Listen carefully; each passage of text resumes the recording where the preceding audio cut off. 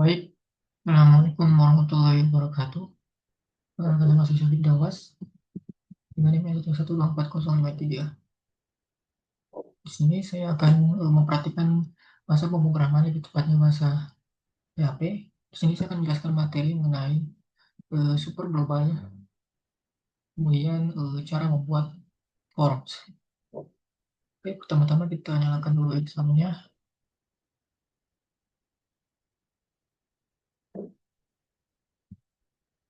Kita nyalakan Apache dan MySQL. Kemudian kita buat file baru.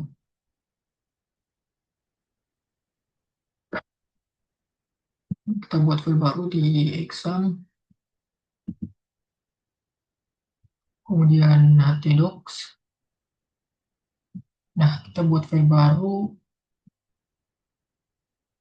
namanya form 2. Oke, jika sudah kita bisa membuka VS Code-nya.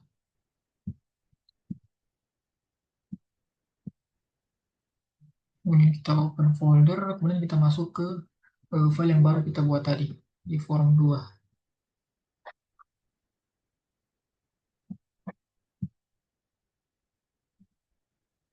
Oke,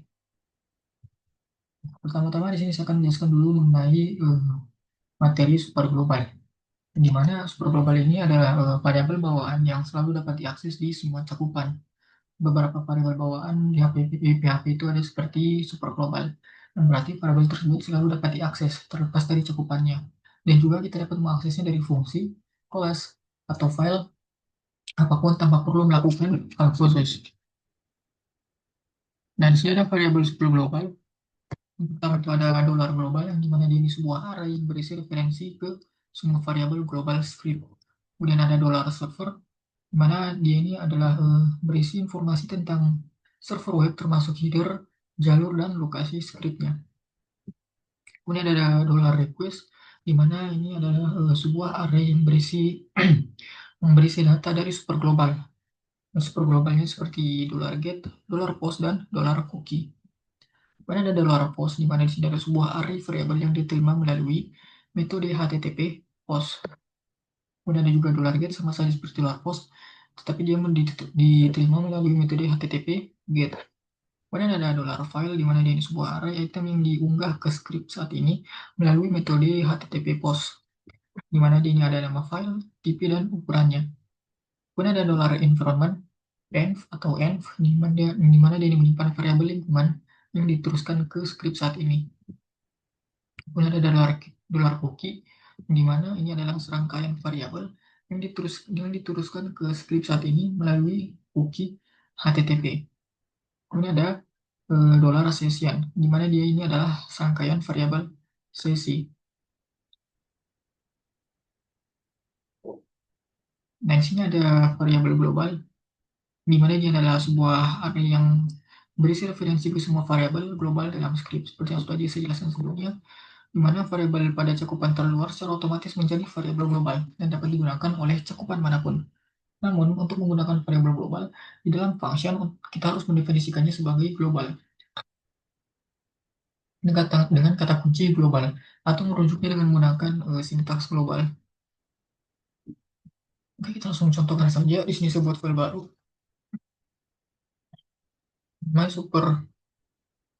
namanya global.php. Oke, buat dulu sintaksnya.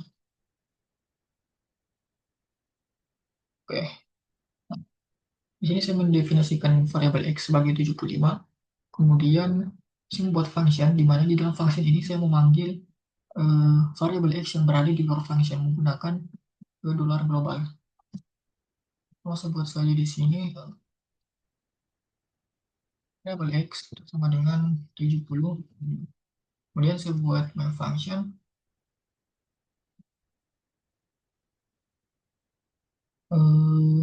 Functionnya yaitu my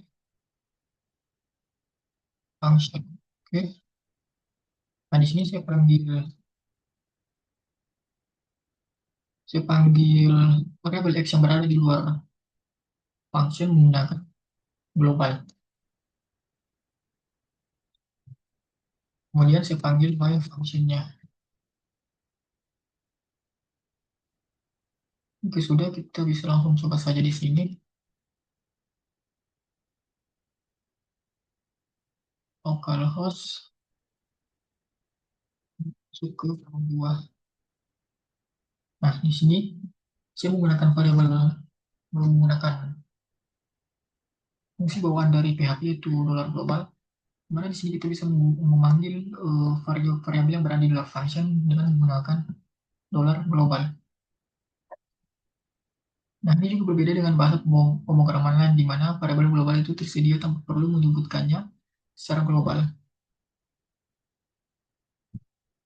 Nah, di sini kita coba jika kita tidak memakai global, maka apa yang akan terjadi? Kita coba dulu. Di sini saya panggil X-nya.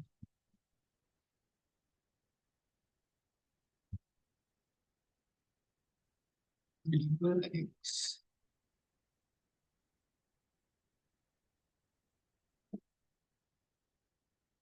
Nah, maka di sini bisa dilihat, maka di sini akan terjadi error. Yang dimana jika kita lihat problemnya, nah, undefined variable berarti variabel yang tidak terdefinisi. Berarti kita harus menggunakan eh, bantuan dolar global. Nah, kita juga dapat merujuk ke variabel global di dalam function dengan mendefinisikan sebagai global menggunakan kata kunci global. Nah, jadi kita juga bisa menggunakan kata kunci global. Global dolar X. Kemudian kita panggil. Nah, jika sudah seperti ini kita memanggilnya, maka hasilnya pun akan sama dengan 75. Jadi selain dengan menggunakan dolar global, kita juga bisa merujuk kepada kata kunci global. Kemudian kita lanjut ke dolar server, di mana dia ini adalah variabel super global yang menyimpan informasi tentang server web termasuk header, path, dan lokasi script. Super global PHP itu adalah variabel yang bawaan yang selalu dapat diakses di semua cakupan. Dengan catatan entry-entry di dalam tabel ini itu dibuat oleh server web sehingga tidak ada jaminan bahwa setiap entry tersedia di berbagai server atau lingkungan yang berbeda. Nah, di sini saya akan mencoba memanggilnya semuanya, yaitu PHP self, server name, HTTP post, kemudian HTTP refer, dan HTTP user agent. Nah, di sini saya coba saja.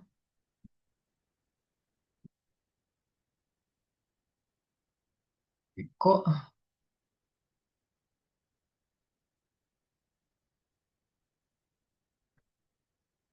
dolar per PHP self, kemudian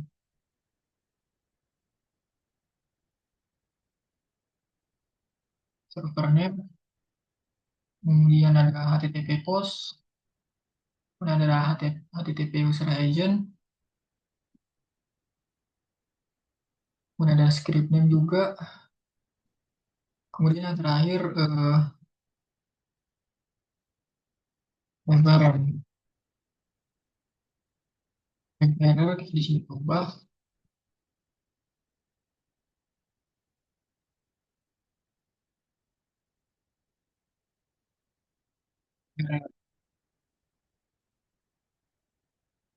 Menaikkan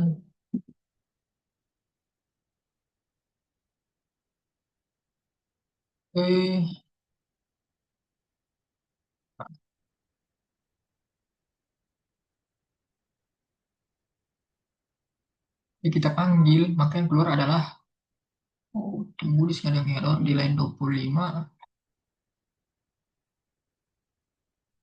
Saya lupa menambahkan referennya.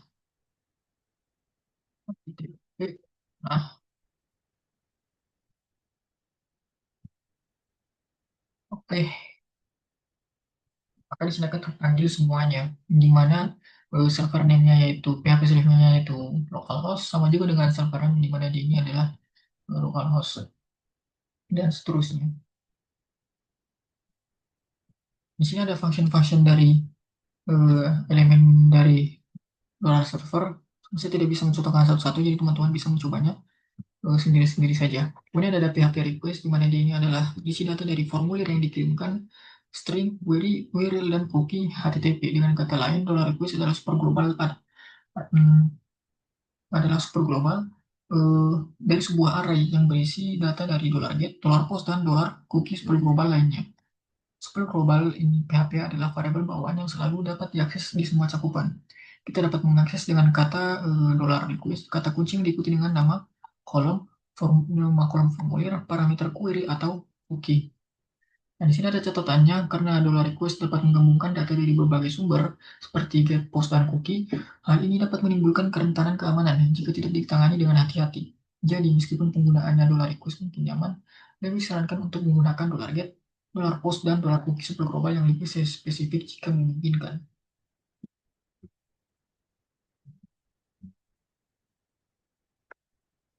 Kemudian di sini ada dollar post, di mana di sini dia ini adalah berisi array variabel yang diterima melalui metode HTTP POST. Super global PHP itu adalah variabel bawaan yang selalu dapat diakses di semua cakupan, di mana formulir HTML mengirimkan data melalui metode HTTP POST jika atribut formulir metode diatur ke POST. Untuk mendemonstrasikan ini, nah di sini ada contohnya. Di sini menggunakan metode POST, kemudian actionnya akan melanjutkannya ke demo request.php.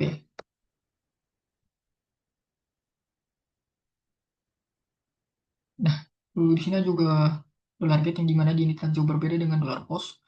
Super global PHP adalah variabel yang selalu dapat diakses di semua cakupan. Ada dua cara yang untuk mengirim variabel melalui metode HTTP GET. Yang pertama itu melalui string query di URL, kemudian melalui formulir HTML dengan metode GET. Nah, itu saja. Kemudian dollar get juga bisa melalui string query URL. Nah, di sini ada sebuah link di mana di sini adalah tujuannya, kemudian ini adalah query-nya.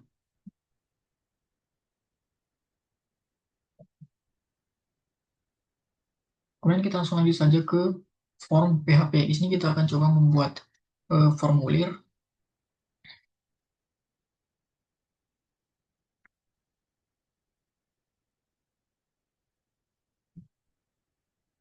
Di sini kita akan coba membuat formulir dengan beberapa ketentuan tertentu.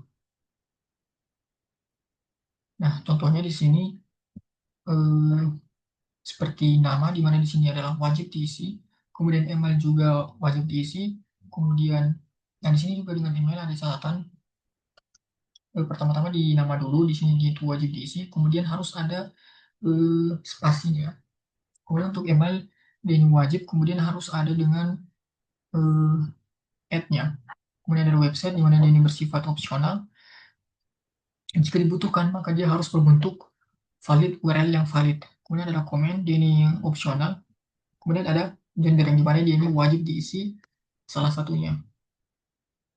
Nah, di sini kita buat dulu, kita buat file baru bernama, kita save namanya form.php.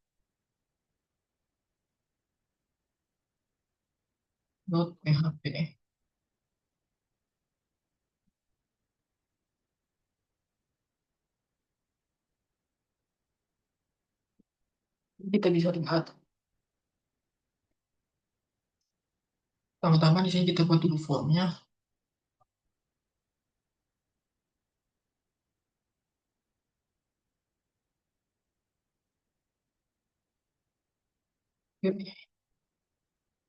Sini kita buat seperti ini, nama dengan input sebagai teks, kemudian namanya untuk ditransfer nanti ke PHP itu adalah name. Kemudian email juga tipe teks, kemudian namanya email, website, dan komen.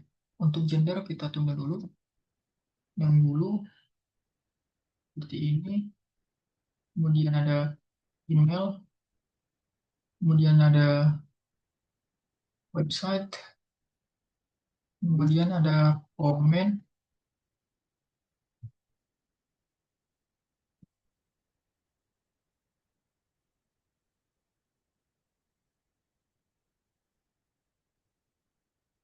Sini kemudian kita menambahkan gender.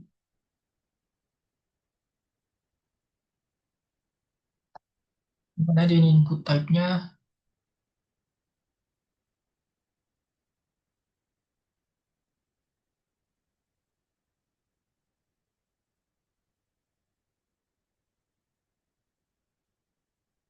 Hmm,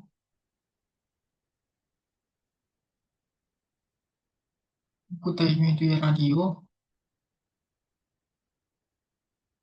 dan yang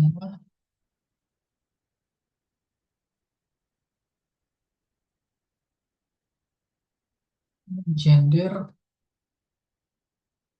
nah itu.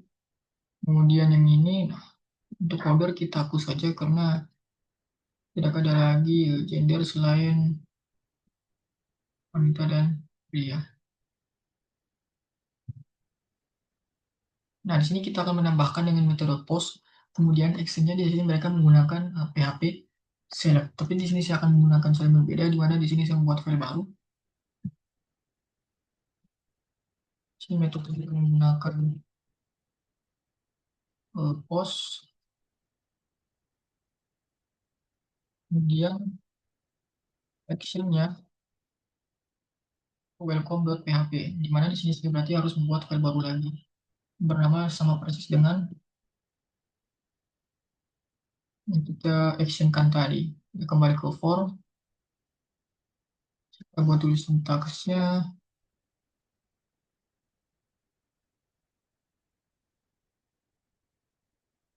Oke, jika sudah, kita akan melihat hasil sementaranya dahulu. Kita kembali, di sini ada form PHP. Nah, contohnya akan seperti ini. Di sini saya lupa menambahkan BR.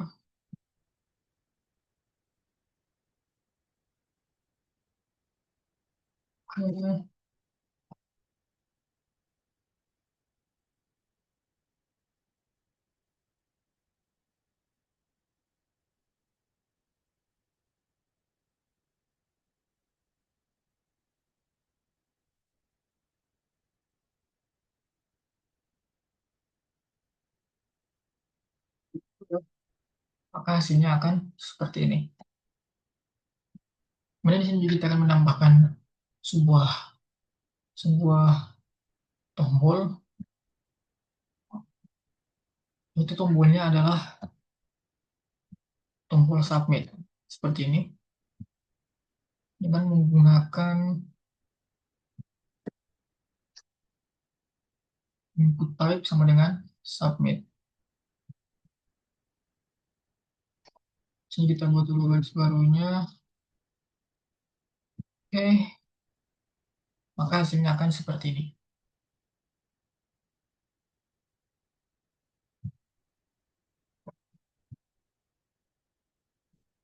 Kemudian kita lanjut lagi.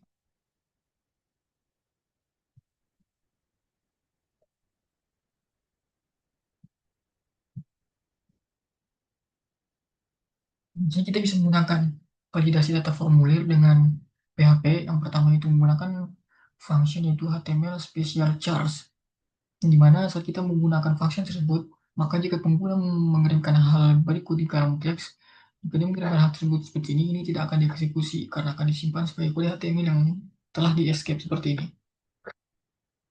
Nah, kode tersebut sekarang aman untuk ditampilkan di halaman web atau di dalam email. Kita juga akan melakukan dua hal lagi ketika pengguna mengirimkan formulir, yaitu menghapus karakter yang tidak perlu, seperti tambahan, tab, atau baris baru dari data pengguna dengan menggunakan function trim. Kita juga menghapus garis miring dari data dan input pengguna dengan function strip slash. Yang selanjutnya adalah mode function yang melakukan semua pengecekan untuk kita, di mana kita akan mengenai function tersebut sebagai test input. Di sini ada contohnya.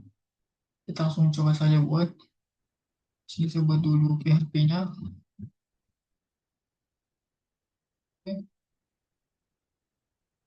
Pertama-tama di sini kita membuat dulu sebuah variabel kosong untuk semua variabel, yaitu nama, email, gender, komen, dan website.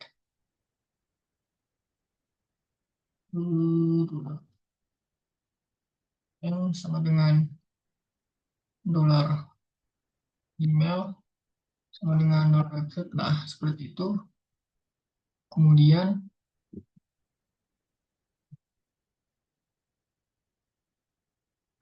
kita akan langsung saja copy biar tidak lama.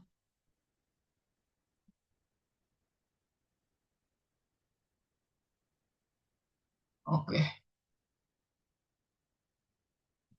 di sini kita tambahkan lagi satu tip ya, biar rapi.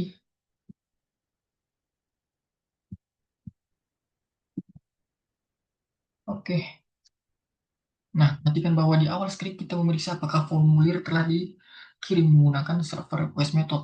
Jika request method adalah post, maka formulir telah dikirim dan harus validasi. Jika belum dikirim, lewati validasi dan tampilkan formulir kosong. Namun pada contoh di atas, semua kolom input itu bersifat opsional. Script berfungsi dengan baik meskipun pengguna tidak masukkan data apapun. Nah, langkah selanjutnya kita akan eh,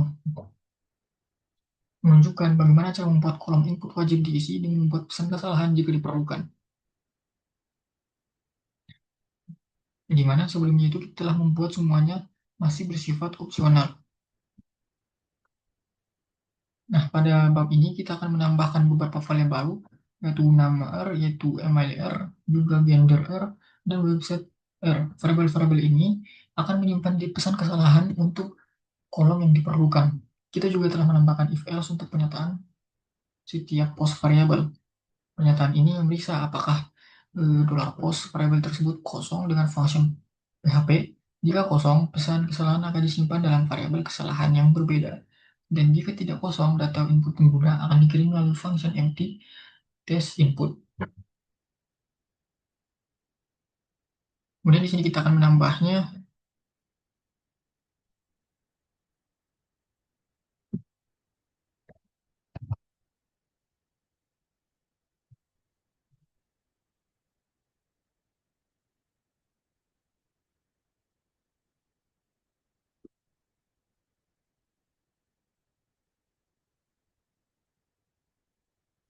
empty, kemudian $post,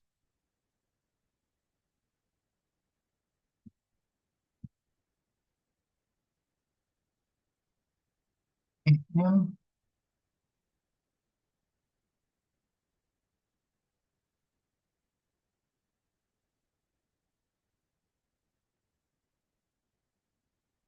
p, kemudian di sini kita buat dulu variabel barunya untuk nama R, kemudian email untuk pesan untuk tampilan pesan kesalahan.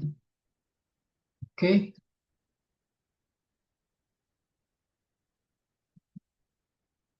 kita buat variabel name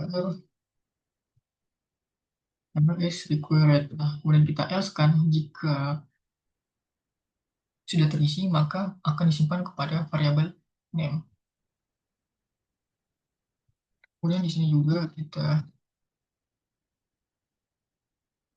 akan di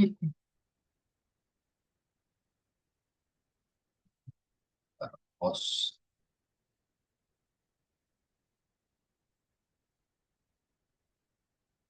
mana itu adalah mail,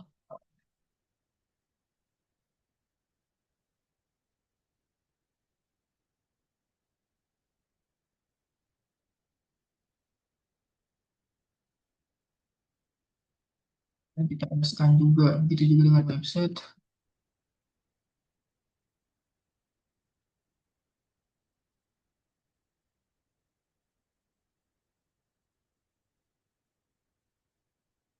Di sini hal yang sama kita akan lakukan kecuali untuk website kemudian komen. Di sini website kita tidak usah bukan, oke, begitu saja. Di sini kita hapus,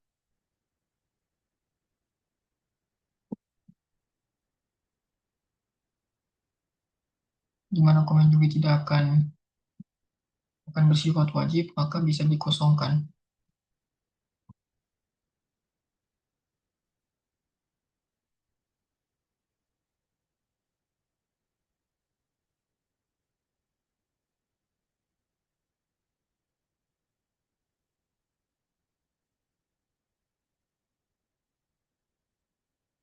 Oke, maka akan jadi seperti itu, maka tampilannya pun akan masih sama saja. Oke,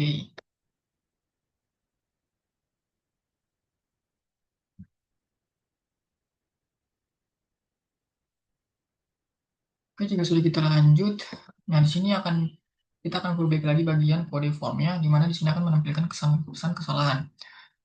Kita menambahkan sedikit script setelah setiap kolom yang wajib diisi yang akan menghasilkan pesan kesalahan yang tepat jika diperlukan, yaitu jika pengguna mencoba menggunakan formulir tanpa mengisi kolom yang wajib diisi.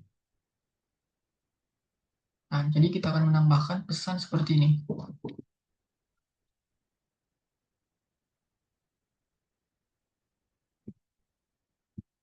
Kita kembali ke sini, kemudian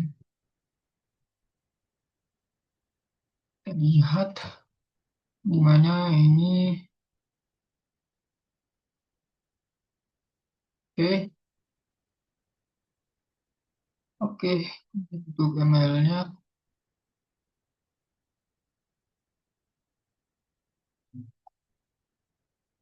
Oke,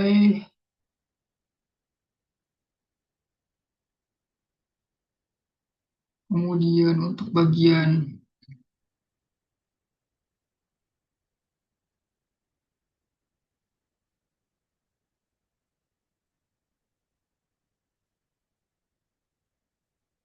ah,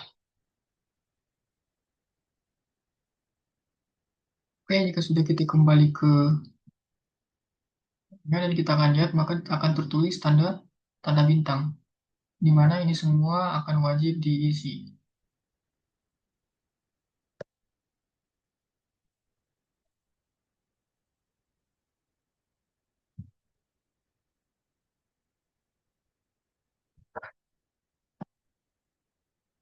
Sini ada kesalahan pada kode saya.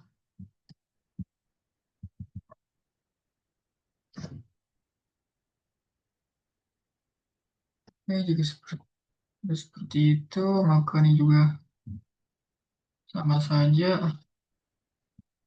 Kemudian untuk website,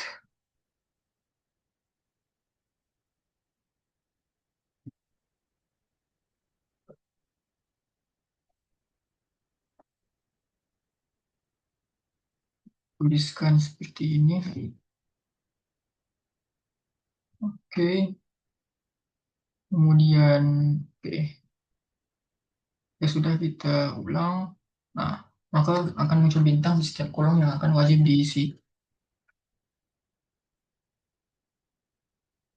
Nah, langkah selanjutnya itu adalah validasi data masukan, yaitu apakah kolom nama hanya berisi huruf dan spasi, dan apakah kolom email berisi sintaks, alamat email yang valid, dan juga terisi apakah kolom situs web berisi URL yang valid. Oke, kemudian kita lanjut saja di sini, validasi nama. Udah di bawah ini itu menunjukkan cara sederhana untuk memeriksa apakah kolom nama hanya berisi huruf, tanda hubung, tanda apostrof, dan spasi. Jika nama kolom nama tidak valid, maka pesan kesalahan. Maka simpan kesalahan. Di mana pesan kesalahannya yaitu adalah only letters and white space allow. Oke. Kemudian di sini ada cara memvalidasi email yaitu dengan menggunakan var. Filter var. Di sini ada contohnya. Kemudian validasi URL cukup panjang karena ekspresi Login cukup mengizinkan tanda hubung dalam URL. Jika sintaks alamat URL tetap valid, maka simpan pesan kesalahannya. Nah, di sini sudah ada eh, validasi nama URL. Kita langsung copy saja supaya tidak berlama-lama. Di mana ini kita akan hapus dahulu. Kemudian kita simpan kembali. Oke,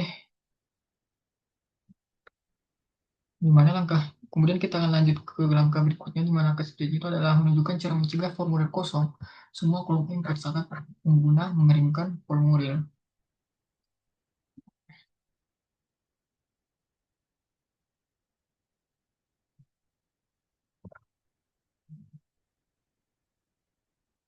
Nah, di bab ini kita akan menunjukkan cara mempertahankan nilai di kolom input saat pengguna menekan tombol kirim untuk menampilkannya di dalam di kolom input setelah pengguna menekan tombol kirim, kami menambahkan sedikit script PHP di dalam atribut value dan kolom input berikut. Kami meletakkan strip di antara tag head. Script kecil ini menampilkan nilai dari variabel. Kemudian kita juga perlu menunjukkan tombol radio yang dicentang. Nah, kita harus manipulasi terus atribut second bukan atribut value untuk tombol radio.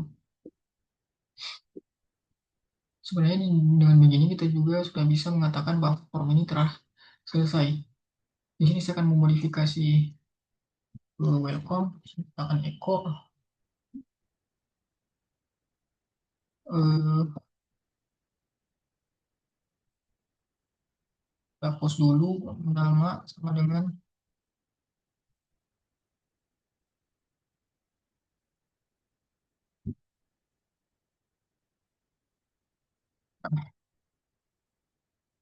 seperti itu saja. Kemudian kita langsung mencoba saja.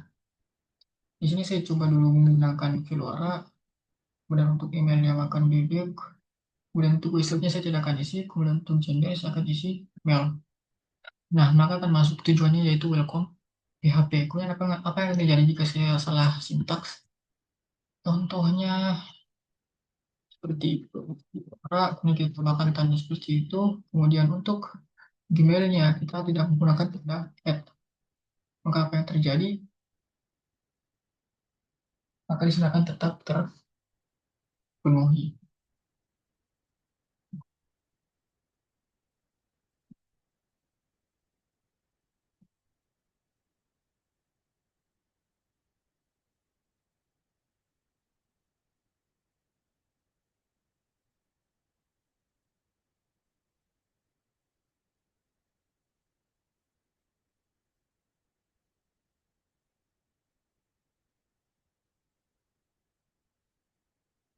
Ya baik, mungkin itu saja yang bisa saya sampaikan teman pada kesempatan kali ini. Jika ada salah kata, mohon maaf. Assalamualaikum warahmatullahi wabarakatuh.